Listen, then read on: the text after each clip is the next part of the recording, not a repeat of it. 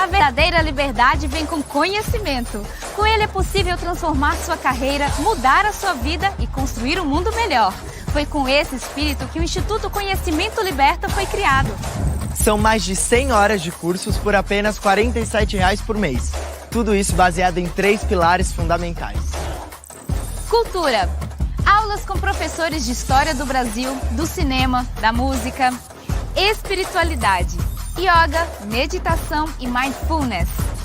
Qualificação profissional. Inglês, mandarim, Excel, marketing digital, educação financeira e muito mais.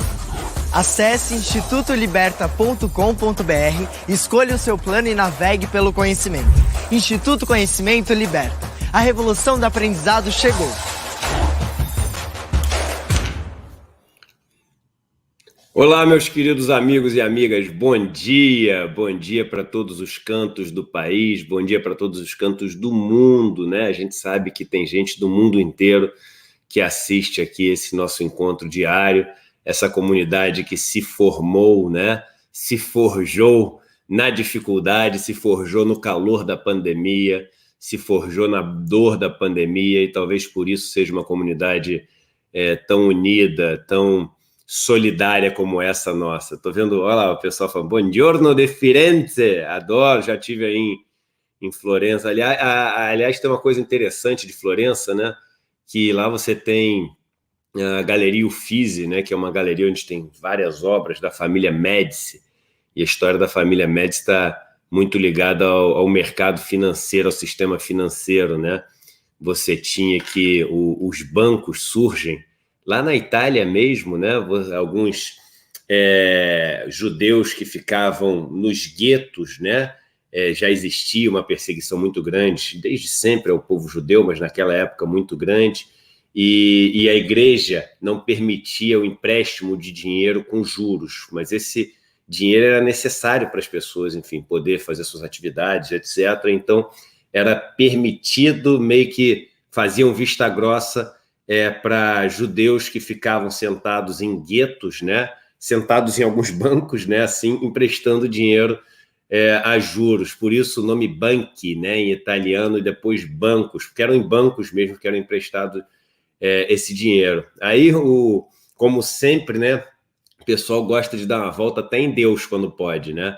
Aí os católicos resolveram fazer o seguinte, poxa, mas vem cá, eu tenho uma ideia, e se a gente não cobrar juros e emprestar esse dinheiro sem cobrar? Já sei, cheguei aqui a uma ideia maravilhosa. E foi a família Médici que chegou nessa ideia maravilhosa. E a ideia era o seguinte, né? Eu te empresto dinheiro e você me devolve sem juros. E aí a turma achou uma maravilhosa ideia aquela, e aí o primeiro cara que foi lá pegar dinheiro, eu imagino, né? Aqui já a licença poética do Eduardo, chegou lá e falou assim, pô, eu quero 1.000 emprestado, cara. Tá aqui, ó, 1.000, você me devolve 1.000 daqui a um ano. Aí ele pegou, começou a contar o 1.000, falou o seguinte, caramba, mas 1.000? Aqui só tem 950, tá faltando 50. Ele falou, não, taxa de cadastro, tarifa de abertura de conta. Então, o que eles fizeram? Não cobrava juros, mas cobrava uma tarifa, que é a mesma coisa, é os juros, né? E aí, com essa ideia genial de burlar a lei de Deus, né? Eles passaram a ter uma importância enorme por causa dessa atuação no segmento financeiro. Fizeram reis, rainhas, fizeram papas, né? Papas tinham muito poder naquela época. Estado e religião se confundiam e se tornaram a família mais rica da Europa, né? Então, um pouco aí de história para a gente, para nossa amiga que fala de Florença, né? Um pouquinho da dinastia Médici. Hoje vamos ter um dia muito especial aqui, temos um super convidado. A gente vai discutir muitas coisas que estão acontecendo, ligadas à CPI, mas ligada também a outras coisas. Eu tenho falado da importância da gente falar sobre o que está acontecendo, né? No meio ambiente, o que está acontecendo nas reformas que estão sendo propostas, seja reformas políticas, a reforma administrativa, a reforma tributária, tudo isso mexe muito nas nossas vidas. Então, apesar de ser super importante a gente acompanhar a CPI, até porque isso pode ter um impacto na questão do impeachment, na reeleição de Bolsonaro, a gente está vivendo a pandemia ainda com números assustadores, então tudo isso é muito importante, mas a gente não pode deixar a boiada passar, como diz o nosso adversário aqui dessa comunidade, sim, Salles, né? O Salles, apesar de não estar no ministério, o legado perverso dele está no ministério.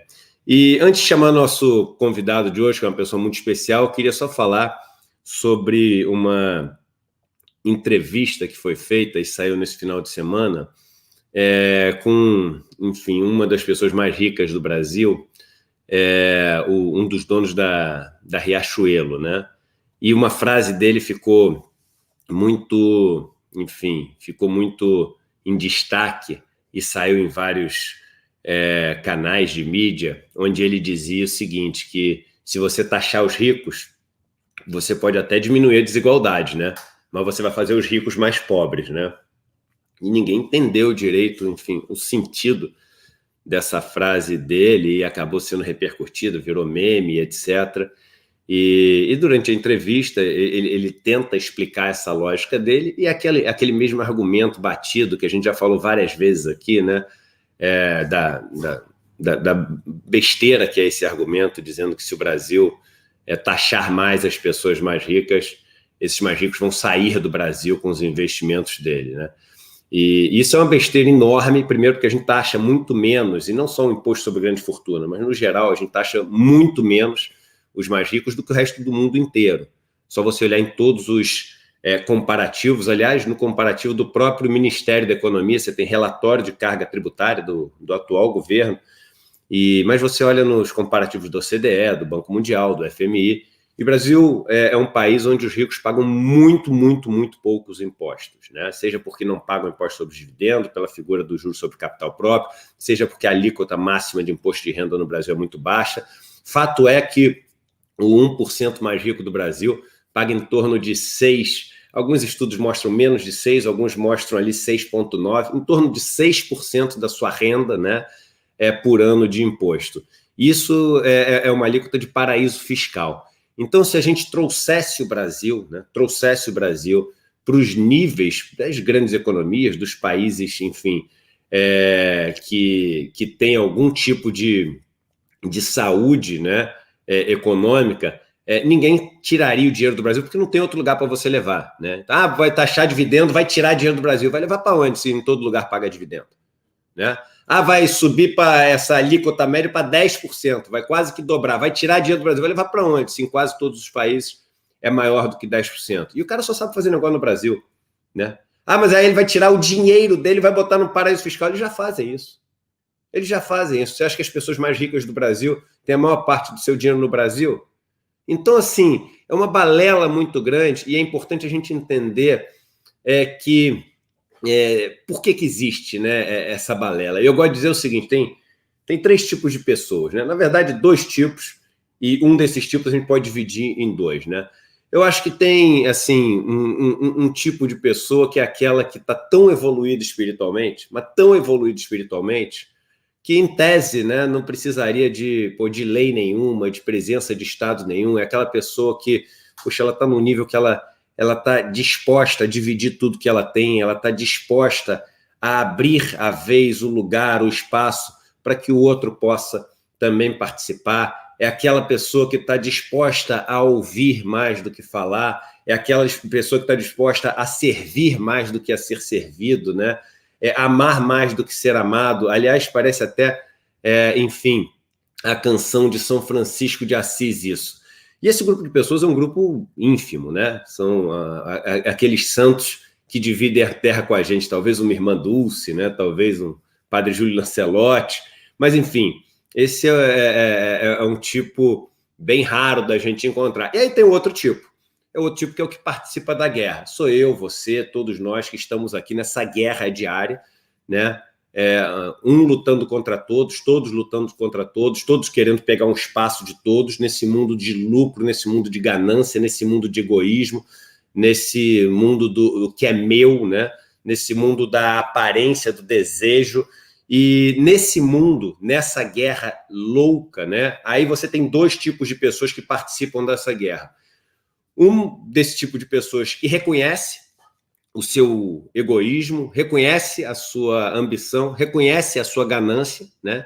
E eu me coloco nesse grupo, né? Ou seja, eu me reconheço como um cara ambicioso, ganancioso, egoísta no meu dia a dia e procuro buscar mecanismos para colocar freios nesses meus instintos que são atiçados pelo sistema o tempo inteiro. Então, eu acredito que eu preciso de freios. Eu acredito que se você deixar por minha conta, eu vou sempre ver a maneira que dá dentro da lei para pagar a menor alíquota de imposto, eu vou ver a maneira que dá para conseguir lucrar mais, etc. Mas alguém tem que vir e não deixar que isso aconteça de uma maneira prejudicial para a sociedade. Alguém tem que vir e taxar o Eduardo de uma maneira justa. Alguém tem que vir e obrigar o Eduardo a contribuir para a sociedade e não querer tudo para si. Alguém tem que vir e colocar freios no Eduardo. E esse alguém é o Estado, que é o único que pode impor isso. Então, eu defendo, até para me proteger e proteger a sociedade dessa ganância, dessa ambição que eu tenho, que nós temos, que é imposta pelo sistema, eu defendo uma intervenção maior do Estado. Eu defendo que o Estado ponha limites para isso. Eu defendo que o Estado nos defenda de nós mesmos dentro desse modelo.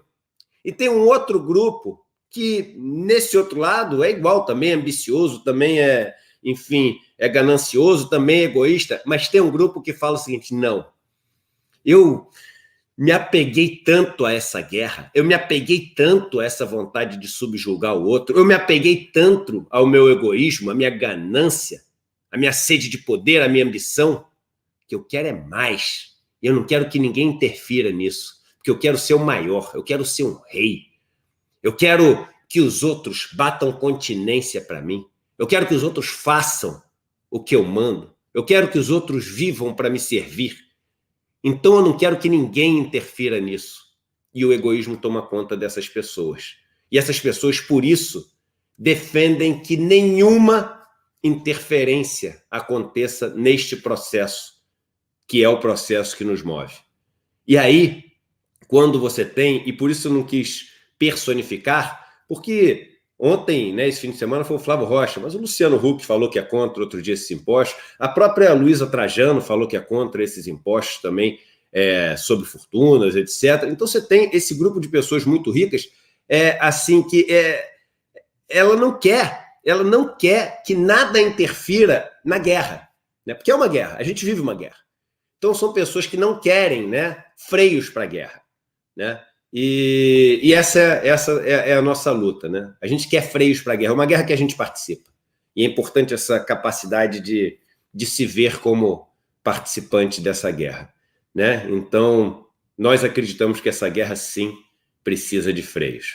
Bem, me alonguei um pouquinho nessa abertura e queria trazer aqui o meu amigo, meu grande jornalista, super premiado, ele que é fundador do canal progressista que tem maior audiência no país, que traz vários furos de reportagem, várias entrevistas brilhantes, e que tem uma passagem grande também em veículos de comunicação que cobriram o mercado financeiro, política, etc. Então, um cara que dá para conversar sobre tudo com ele. Leonardo Atushi, tudo bem, Léo? Grande Edu, tudo em paz com você? Tudo bem? Gostei da sua fala aí de apresentação do programa, muito legal. Tem que fazer os ricos pagarem imposto. Vocês deram essa notícia, né, do Flávio Rocha, e aquela frase foi uma frase super infeliz, né, eu achei, porque, enfim, até insensível, né, porque quem lê aquela frase fala assim, cara, mas o que o cara tá querendo dizer com isso, né, cara?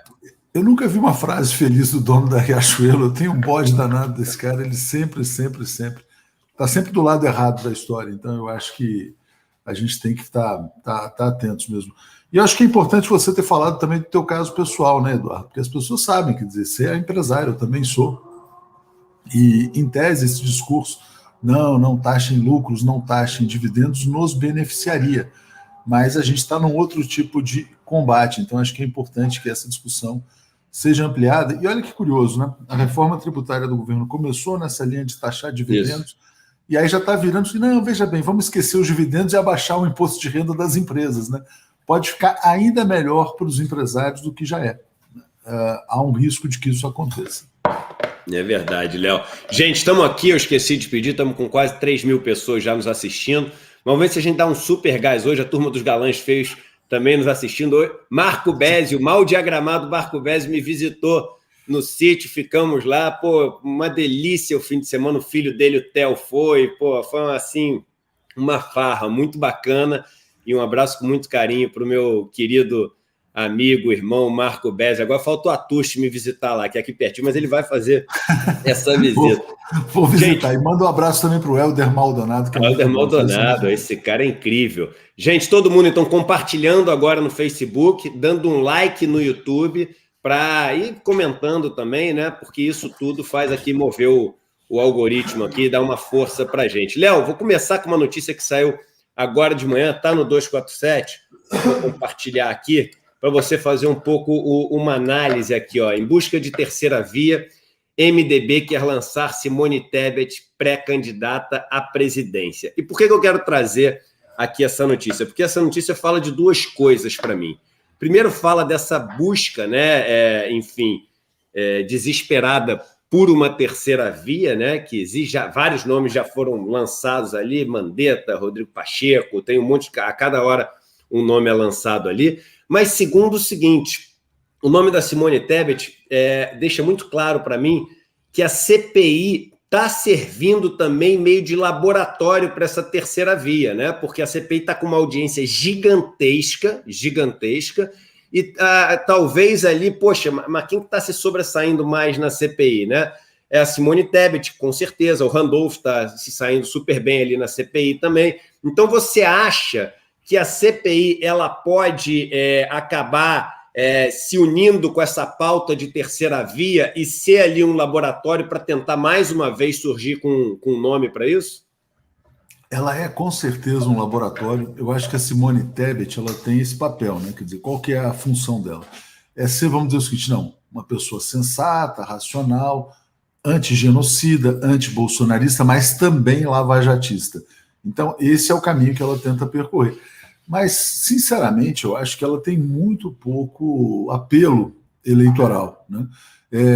Acho que tem que ser uma construção muito pesada. Tinha que ser assim, uma coisa maciça dos meios de comunicação para viabilizá-la. O Omar Aziz, que você mencionou, talvez seja candidato ao governo do Amazonas. Então, ali na CPI você tem uma disputa entre dois potenciais candidatos, o Omar e o Eduardo Braga. O Randolph também está fazendo lá a questão dele, mas não acho que seja um nome nacional. Quando a gente vê a discussão de terceira via rodando, eu não vejo nenhum nome viável. Eu acho que é uma vez o que o Aloysio Mercadante falou numa conversa com a gente, é pescaria no deserto. Eu acho que o cenário já está polarizado entre Lula e Bolsonaro, com vantagem para o ex-presidente Lula. E essa terceira via ela só se viabiliza se for possível antes tirar o Bolsonaro do jogo, né? E aí ela vira a segunda via, porque na verdade você faz aí a famosa polarização de esquerda-direita sem o Bolsonaro. Então, sem impeachment, não vejo espaço. Hoje estava vendo uma notícia, inclusive, acabei de ver, Boletim Focus, né? Projeção de crescimento da economia esse ano, 5,71. Essa é a média dos analistas de mercado.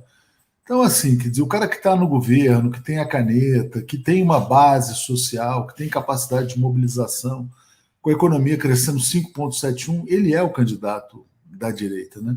Vai ser muito difícil. Então, ou a direita toma a decisão de, olha, empichar o Bolsonaro, ir para cima e ir com tudo, ou o cenário é Lula e Bolsonaro, né?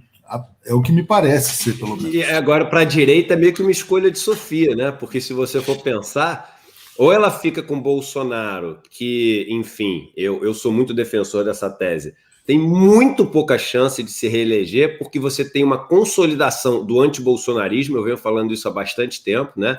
E é muito difícil você lidar com a consolidação de um anti alguma coisa. O PT experimentou isso, né, na última eleição, ou seja, anos de Globo, Lava Jato e pá, aí você consolida esse negócio e demora. Pô, agora a gente está, obviamente, com um antipetismo muito menor, as pesquisas falam isso, mas haja postrada para caminhar para você desmontar um negócio que foi montado. E o antibolsonarismo, ele tomou uma proporção enorme já, né? Então as pesquisas mostram assim, em quem você não votaria de jeito nenhum. Tem pesquisa que é 60% Bolsonaro, 61% Bolsonaro. Vai chegar nos 70%. Aí.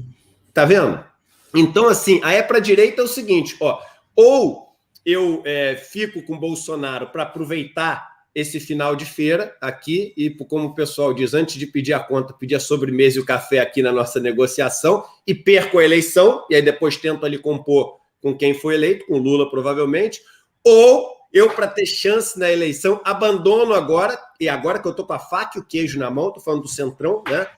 Com a faca e o queijo na mão, para a gente poder viabilizar uma outra via, com o risco dessa segunda via não ser eleita, e além disso eu perder o cafezinho e a conta, né? Então, assim, tudo eu concordo com você que nessa escolha de Sofia, que não me parece tão escolha de Sofia assim, a turma deve seguir com Bolsonaro aí até o fim de mandato, né? Café e a sobremesa é Correios, Eletrobras, são essas coisas que eles estão pedindo. Então entrega aí os Correios, entrega a Eletrobras, entrega, enfim, as refinarias da Petrobras, é mais ou menos isso que está acontecendo. Agora, Edu, eu acho que eles estão trabalhando em várias frentes, né? Você pega, por exemplo, uma coisa que é muito preocupante, que está avançando muito, é o tal do semipresidencialismo. Então é o seguinte, quer dizer, olha, vamos perder para o Lula, né? Já sabemos, pensando aqui com a cabeça da direita, mas vamos tentar conter os poderes presidenciais. Nesse domingo saiu um artigo do ministro Ricardo Lewandowski, do Supremo Tribunal Federal, dizendo que semipresidencialismo relembra o parlamentarismo que foi imposto ao Jango em 1961, quando ele voltava de uma viagem à China. Então era mais ou menos o seguinte, não, o Jango é comunista, não pode, vamos botar um parlamentarismo, taca lá o conservador Tancredo Neves. Hoje, agora de manhã, estava o Fernando Haddad no Twitter também se manifestando, quer dizer, é mais um ataque à soberania popular. Então, já houve lá, 2016, derrubada da Dilma, 2018, eleição sem Lula, Lula preso, impedido de se comunicar, e agora, 2022, semiparlamentarismo, né? Então, eu acho que assim, quer dizer, essa oligarquia econômica, financeira no Brasil, trabalhando para retirar do povo a última coisa que sobrou, porque o povo já perdeu o direito trabalhista, direitos sociais, sobrou o direito de votar e de escolher presidente. Ah, não, então agora você pode escolher presidente, mas seu presidente não vai mandar nada. Quem vai mandar é o Congresso. Qual que é o problema? O Congresso tende a ser muito mais conservador, muito mais resistente a qualquer tipo de mudança e muito mais vulnerável, permeável, poroso ao poder do dinheiro, né? Basta ver o seguinte, quer dizer, como é que pauta a agenda o Arthur Lira. Só os interesses de um pequeno grupo econômico, financeiro, que manda efetivamente no país. Então, acho que o grande risco agora, e eles estão fazendo isso aí na cara dura, à luz do dia, é o novo parlamentarismo chamado de semipresidencialismo. Perfeito. Aqui os superchats para os galãs feios que eu leio. Aqui a Sirene Oliveira falando que a Simone Tebet já declarou que vai votar pela aprovação do terrivelmente André Mendonça, terrivelmente evangélico, né? E Moreno Lima de Zurique mandou um super sticker para o galãs feios. Como os galãs transmitem aqui a nossa live, a gente também dá visibilidade para esses superchats, super stickers que vão para os galãs. A gente não recebe nada disso, não tem comissão nenhuma, mas é uma maneira da gente incentivar esses parceiros que estão levando as nossas notícias aqui para bastante gente. Salve galãs feios. Depois eles pagam um almoço para a gente. É isso aí, pô, tem razão. Aliás, deixa eu contar, eu fui almoçar outro dia com o Léo Atucha, eu tenho que contar isso para vocês, gente. Sabe quanto deu a conta? Não, e tem a conta num papel impresso, para quem duvidar. A conta, eu e Léo fomos almoçar, a conta deu 247,47. A gente olhou, a gente não acreditou. A conta deu... Brasil 247 deu 247,47. Acreditem se quiser, né? Estou guardando aqui, Edu. Eu guardei esse papelzinho. 247. Deve ter sido um sinal cabalístico aqui. Eu falei, eu acho que eu tenho que reforçar minha parceria com o Eduardo Moreira, que isso aqui está sendo um sinal divino. Se contar, ninguém acredita. Agora, outra notícia do 247, super importante, que eu queria passar, porque, gente, é aquilo que eu estava falando no começo. O mundo está acontecendo, né? Não é só a CPI, né? E a CPI, se por um lado, né, ela é um problema para o governo, por outro lado também, ela cumpre esse papel de distrair e deixa que a turma vá passando a boiada. Então, isso aqui, e os números são assustadores. Olha só, aqui, ó, multa por crimes ambientais na Amazônia despencaram 93% na gestão Bolsonaro-Salles. E não é qualquer 93%. É 93% a menos de multa no período onde o desmatamento está sendo maior. No período recorde de queimada, de desmatamento, de tudo isso. E só para vocês terem ideia do tamanho dessa diminuição, aqui tem alguns números na matéria do 247, vocês estão convidados a ler lá depois.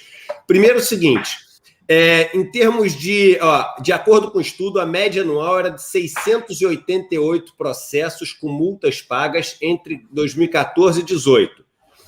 Em 2019 e 2020, sob o comando do ex-ministro Ricardo Salles, os números caíram para 74 em 2019 e 13 em 2020.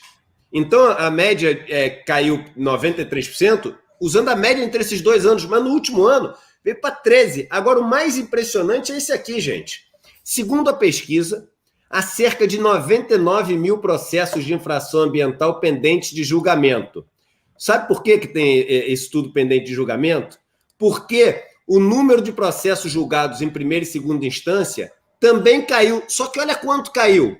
Entre 2014 e 2018, a média anual de processos em primeira e segunda instância era de 5,3 mil por ano.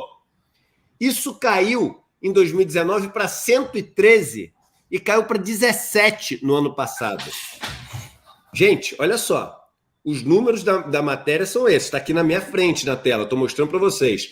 Número de processos julgados em primeira e segunda instância. 5,3 mil na média entre 2014 e 2018 e 17. Não é 17 mil, não. É 17 pontos no ano passado. E aí, Léo, a primeira pergunta que eu te faço é o seguinte.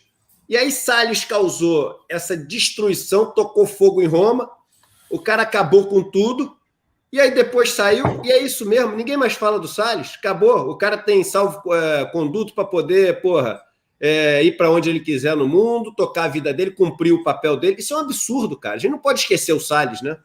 Não sei se você viu a Lucélia Santos no Twitter no fim de semana, apareceu dizendo, foi só ele sair do governo que ninguém mais fala nele, ninguém mais toca no assunto.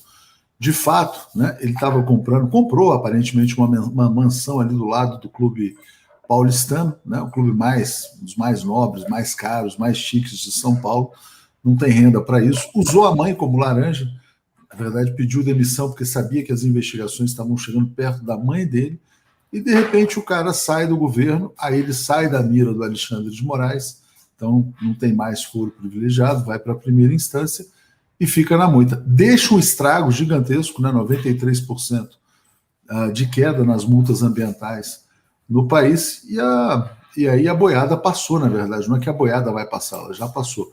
Sobre isso também tem outra notícia interessante de hoje, não sobre isso em si, mas tem um projeto gigantesco do pessoal do agronegócio, não sei se você já ouviu falar, que é a Ferrogrão, é uma ferrovia que vai do Mato Grosso até o Pará para escoamento de soja. A esquerda internacional está se mobilizando contra esse projeto. A internacional progressista, Bernie Sanders, Varoufakis, todo esse pessoal está se organizando em um movimento contra essa ferrovia, né? Porque, enfim, quer dizer, é avanço aí da devastação da Amazônia, etc. e tal. Mas a gente vai ter uma batalha ideológica no Brasil. Acho que é um bom tema para você ficar atento, que vai ser aquela coisa. Será que, então, a esquerda internacional está atacando o agronegócio brasileiro para defender o agronegócio internacional? Enfim, vai ser algo bem interessante de se acompanhar. Notícia de hoje também, né? O Ricardo Salles saiu, mas o cara que entrou no lugar é muito mais útil para o bolsonarismo, né? Ninguém fala, o cara não fica antagonizando, não cria polêmica, mas não deve estar mudando uma vírgula da política destrutiva do Ricardo Salles, né? Então, acho que é isso. Perfeito. A Eulália manda um superchat para os galãs, só dando bom dia, ou seja, para contribuir com os galãs, e um bom dia com muito carinho para você, Eulália. Mais de 4 mil pessoas já nos assistindo, queria pedir para todo mundo que desse pelos galãs, hein?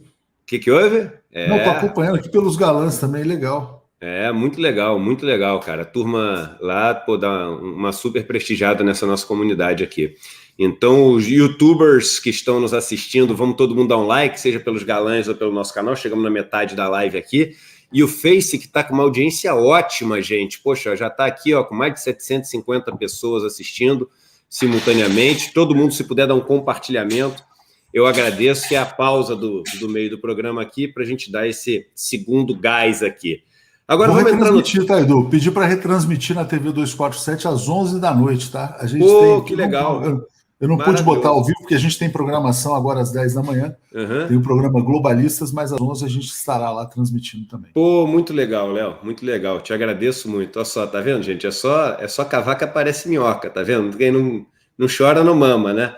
Seguinte, uma notícia que hoje está em todos os portais, e, na verdade, no final de semana, quem puxou o fio até foi o senador Randolph, né? Amigo aqui da comunidade, do canal, e mostra, né, um pouco o que estava por trás, né? Uma das coisas que estava por trás dessa defesa assim apaixonada, supostamente, né, desses medicamentos sem eficácia. E eu vou botar na tela porque para as pessoas terem noção um pouco do tamanho do que a gente está falando, né? Porque às vezes a gente perde noção da quantidade de dinheiro que está envolvida nesses escândalos. Então, aqui, matéria hoje da Folha de São Paulo, né? Na verdade, ontem, né? Hoje é dia, deixa eu ver aqui, hoje é 19, anteontem, sábado, né? Diga. Você sabia que a Associação Médicos pela Vida nos processa?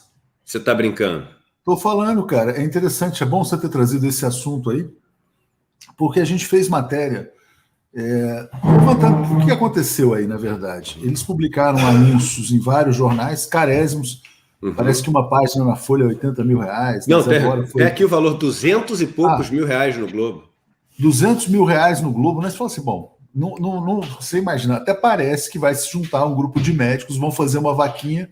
Olha, vamos fazer uma vaquinha para pagar um anúncio no Globo, um anúncio na Folha, 1 milhão e tal, não sei o que, aquela coisa. Bom, se descobriu agora quem estava por trás era a farmacêutica da ivermectina. Aí quando a gente fez uma matéria questionando, tem coisa estranha aí na parada, os médicos pela vida vieram para cima, né? Então, além do dinheiro para anunciar, tem o dinheiro para fazer o bullying judicial contra os veículos de comunicação, né? É complicado, Edu, não é fácil ser veículo de mídia independente, não. Então a gente está aí na batalha contra os médicos pela vida. Ô, Léo, quando você vê os números aqui, dá para entender que tem dinheiro para processar, tem dinheiro para propaganda, tem dinheiro para tudo. Olha, gente, olha só e conectem as peças. Isso aqui é matéria da Folha de São Paulo. Produtora de kit Covid bancou anúncios da Associação Pró-Tratamento Precoce e que atua no gabinete paralelo. Oftalmologista que assinou termo de responsabilidade para veiculação da publicidade aparece ao lado de Bolsonaro em reunião. Deixa eu só dar esse número para vocês, que é o seguinte... Essa Associação de Médicos pela Vida é um site que defende, né? Eu já entrei há um tempo atrás, quando falou, talvez até pela matéria 247, não sei por onde eu fiquei sabendo, mas eu entrei para ver e eles defendem, né? O uso do tratamento precoce, que é aquele que usa ivermectina, cloroquina, enfim, todas aquelas quinas que a gente viu, e que a comunidade internacional científica estudou e viu que não tinha eficácia comprovada. E eu volto a dizer aqui, eu sou o cara que mais torce no mundo para a cloroquina curar a Covid, porque eu perdi gente amada por Covid. Então, tudo que eu quero na vida é que a ivermectina cure a Covid. É que alguma ina da vida, a azitromicina cure a Covid. Porque eu não quero mais perder gente amiga. Eu não torço contra a cloroquina.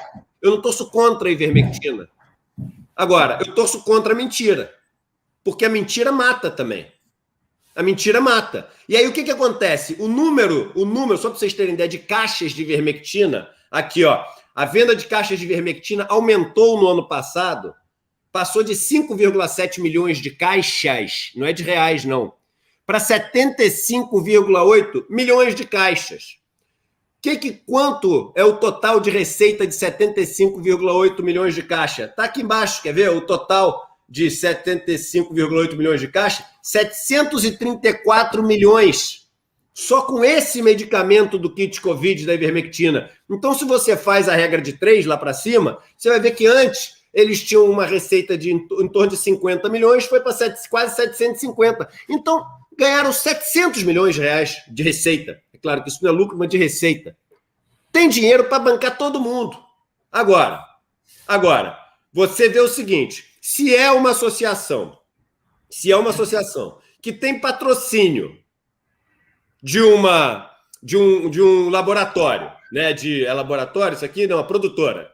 Se tem, que é um laboratório, né? Se você tem uma produtora que patrocina quem defende o kit, e aí veja bem a conexão, e quem autoriza lá, se coloca como responsável, é alguém que está ao lado de Bolsonaro, você fechou uma possibilidade. Não estou falando que é uma certeza, mas você fechou uma possibilidade.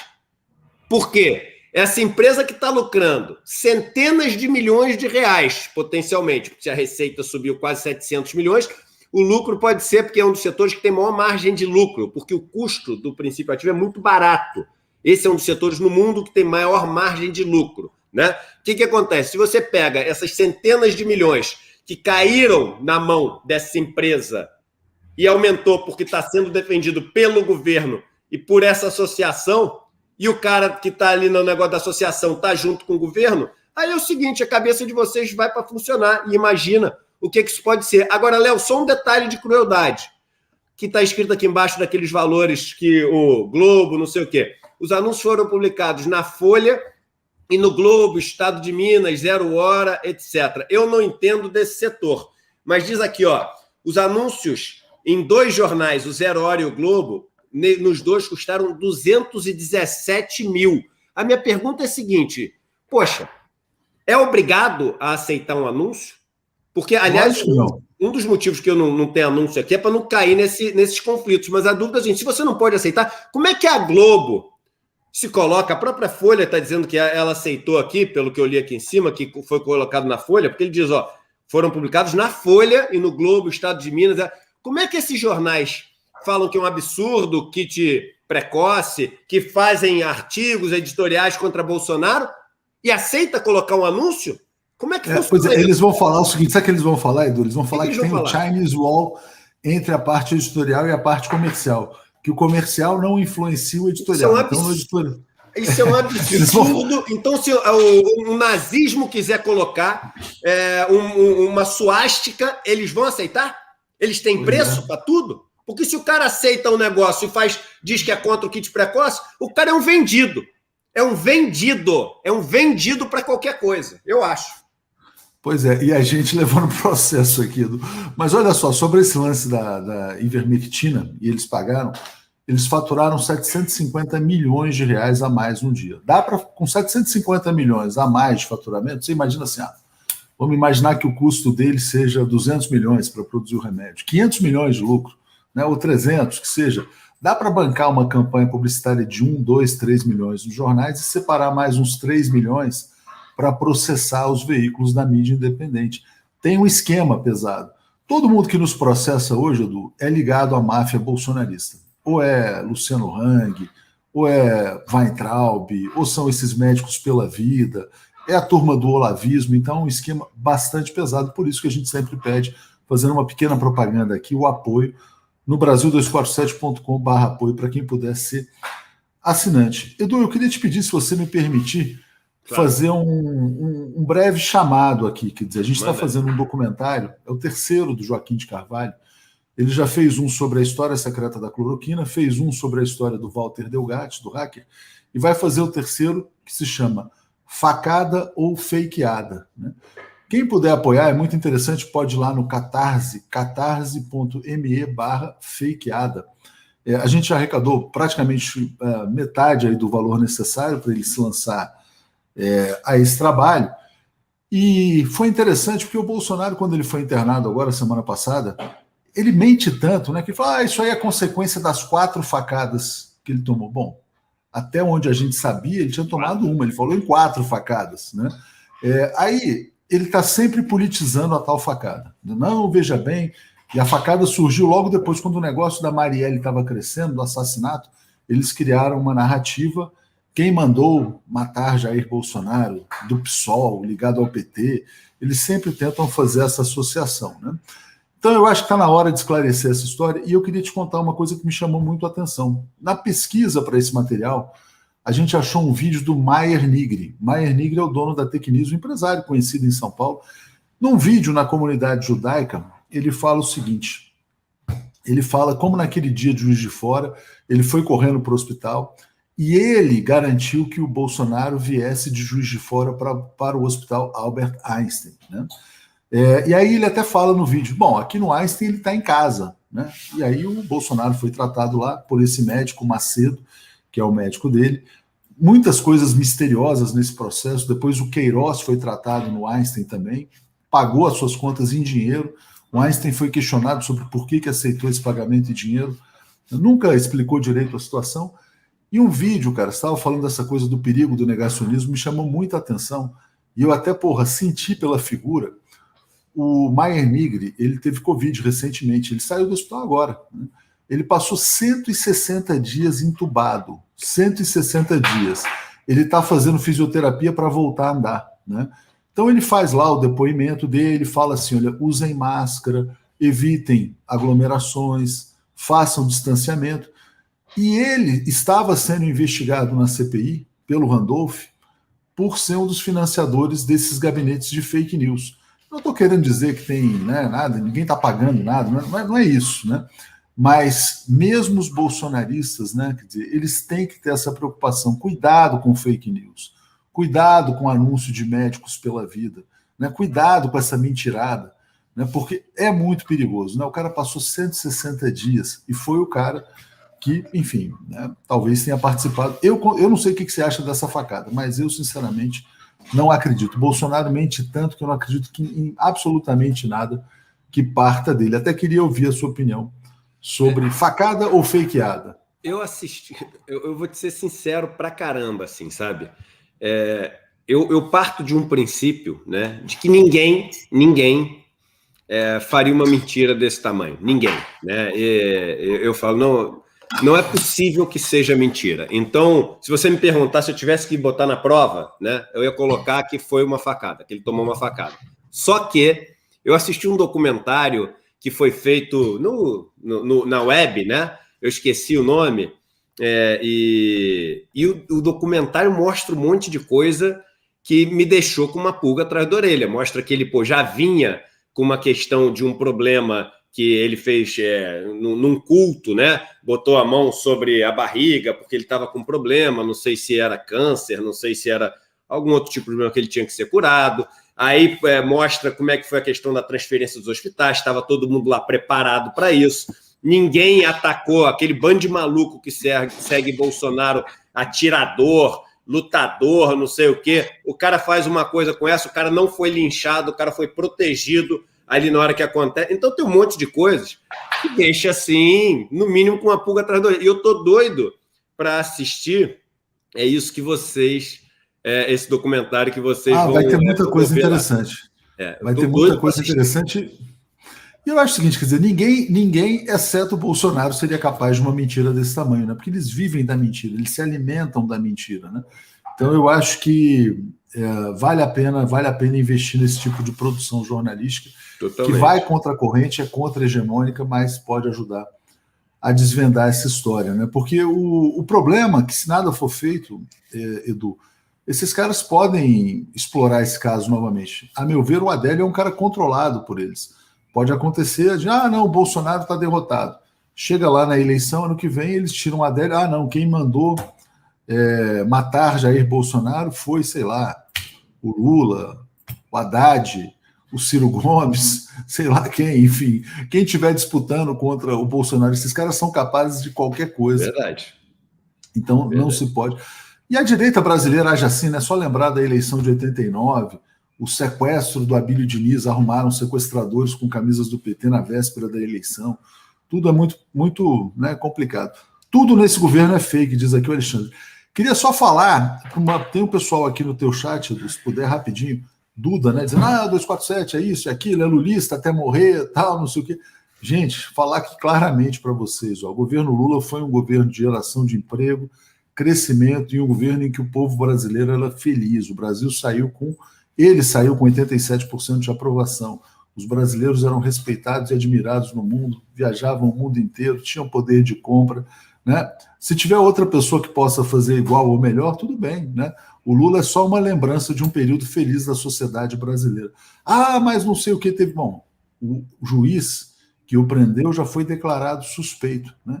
Então, todo mundo que acompanha o noticiário com um pouco mais de atenção, de profundidade, sabe que foi uma armação, sabe que foi uma operação para desviar o rumo econômico do Brasil.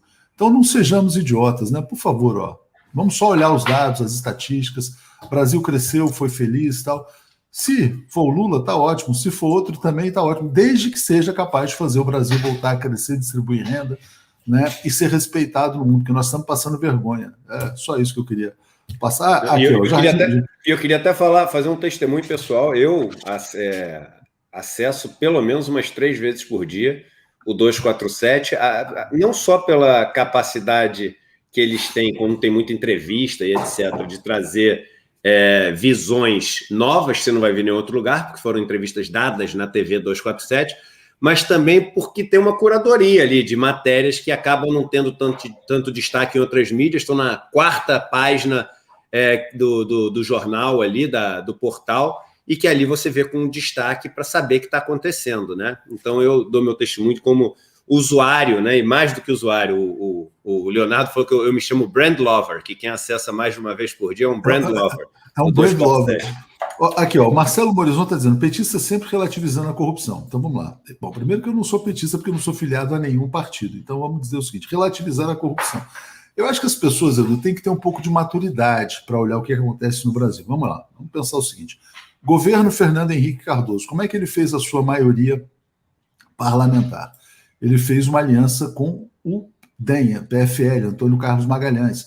Loteou o governo com o ACM. O ACM pegou o Ministério de Minas e Energia, várias coisas. O Fernando Henrique fez muitas privatizações em associação com o DEM, PFL. Veio o governo Lula, né? O governo Lula tinha poucos deputados.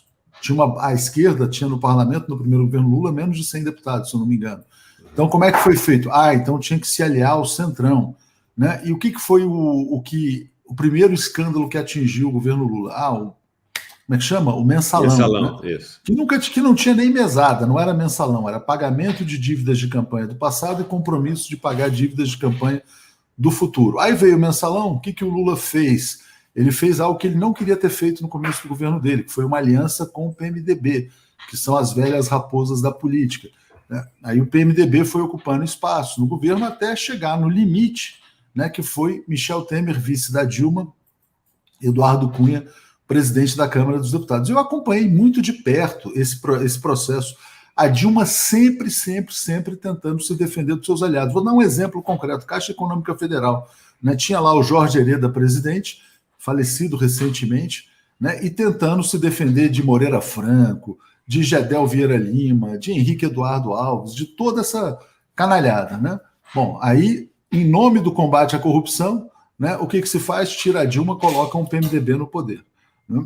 Aí agora, né, a Lava Jato trouxe um efeito colateral positivo, que foi o financiamento público de campanha. Então a gente tem agora o fundo eleitoral e tal. Não vou discutir se o valor é certo ou errado, pode ser exagerado, talvez seja até exagerado, provavelmente é exagerado, né, porque não tem muito controle em torno disso. Mas o caminho é ter o financiamento público de campanha para o Brasil não ter esses escândalos todos. Aí quando o financiamento público avança, o que eles falam? Não, veja bem, o PT vai ganhar 600 milhões, o PSL vai ganhar 600 milhões, o outro vai ganhar não sei quanto. Então vai discutir o valor.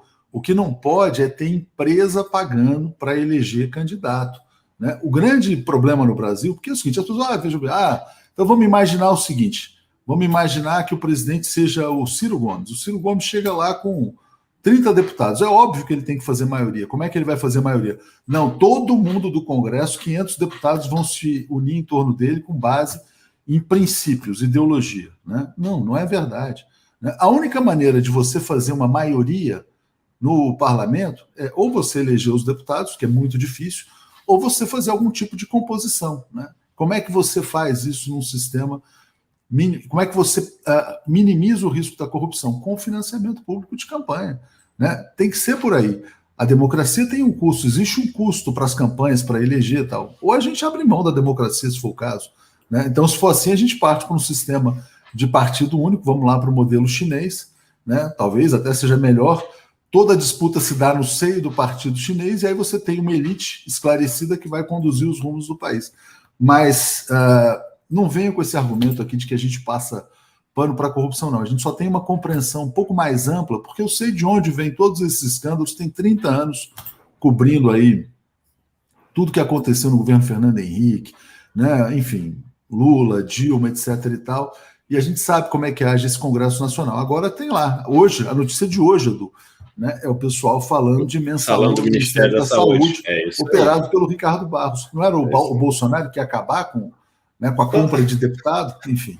Aliás, o Bolsonaro falou, saindo do hospital, que há 2 anos e meio não tem corrupção no governo dele, e eles diziam que o único problema do Brasil, o principal problema do Brasil era a corrupção. Logo, se não tem há 2 anos e meio corrupção e o problema do Brasil era a corrupção, o Brasil está com o maior desemprego de todos os tempos, o maior desalento de todos os tempos, a maior quantidade de pessoas passando fome de todos os tempos, o menor investimento estrangeiro de todos os tempos, ou seja, alguma coisa na conta não fecha. Mas deixa eu só falar uma coisa que eu queria aproveitar, estamos com uma audiência super legal aqui, estamos com mais de 5.600 pessoas nos assistindo, e o Léo falou de Caixa Econômica Federal, e eu tinha ficado de dar uma notícia aqui quando eu fizesse, né? E talvez surpreenda muita gente isso que eu vou falar, porque eu não estou recebendo absolutamente nenhum patrocínio, não estou recebendo nenhum tipo de contrato, não fui chamado para fazer nenhum tipo de evento. Eventualmente, um dia posso até ser, né, como sou por várias outras empresas, mas eu tomei uma decisão, e cada vez mais eu tenho tomado decisões na minha vida, de ser coerente com aquilo que eu faço em relação àquilo que eu falo, ou aquilo que eu digo acreditar. Porque muitas vezes a gente fala uma coisa ou diz acreditar numa coisa simplesmente porque é mais cômodo, né? Ou traz mais aplausos, ou traz mais seguidores, etc. Mas vem cá, você faz mesmo o que você acredita? Você está disposto a fazer o que você acredita? Então, o Finapop, por exemplo, que vocês acompanharam, é uma tentativa de encontrar maneiras de poder investir o meu dinheiro no mundo que eu acredito. Ou seja, eu falo um monte de coisa, de repente meu dinheiro está num fundo lá que está financiando, sei lá, a JBS, ou a Vale, ou empresas que são empresas que não necessariamente eu tenho um alinhamento ideológico. Então, eu tenho tentado, e o Finapop foi uma ideia de poder fazer isso. Só que tinha um outro problema, que é o seguinte: onde é que está o meu dinheiro, né? Porque o dinheiro que eu tenho guardado, ele paga tarifa, taxa, imposto, corretagem, um monte de coisa, e eu sempre tive esse dinheiro nos bancos, que são esses bancos que têm mais de 80% dos ativos brasileiros, né? Você sabe que Itaú, Santander, Bradesco, esses principais bancos, são os bancos onde está a maior parte do dinheiro dos brasileiros. Então, eu tomei essa decisão no mês passado, e estou fazendo comecei na semana passada, devo concluir ao longo dessa semana e das próximas, que eu tenho alguns fundos que demoram um tempo para resgatar. Eu estou levando todo o meu dinheiro para o Banco do Brasil. Eu ia escolher ou Caixa Econômica ou Banco do Brasil, um dos dois. Escolhi o Banco do Brasil por conta de facilidade, de ter a agência mais perto de casa e não sei o quê. O Banco do Brasil não é possível, está te pagando para fazer essa propaganda. Não, o presidente do Banco do Brasil hoje em dia é bolsonarista, né? É escolhido pelo Bolsonaro.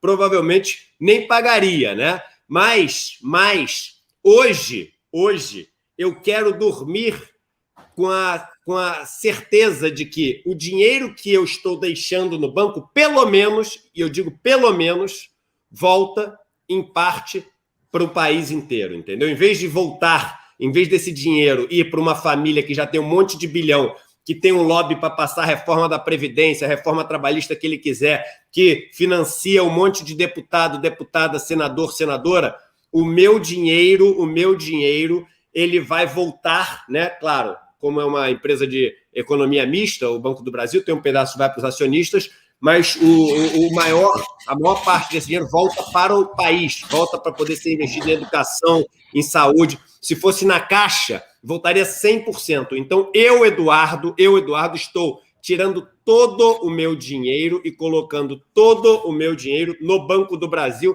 para poder viver de uma maneira mais coerente em relação àquilo que eu falo. E eu não tinha pensado, por incrível que pareça, nessa possibilidade antes. E pensei, falei, caramba, poxa, é mais um passo que eu posso dar.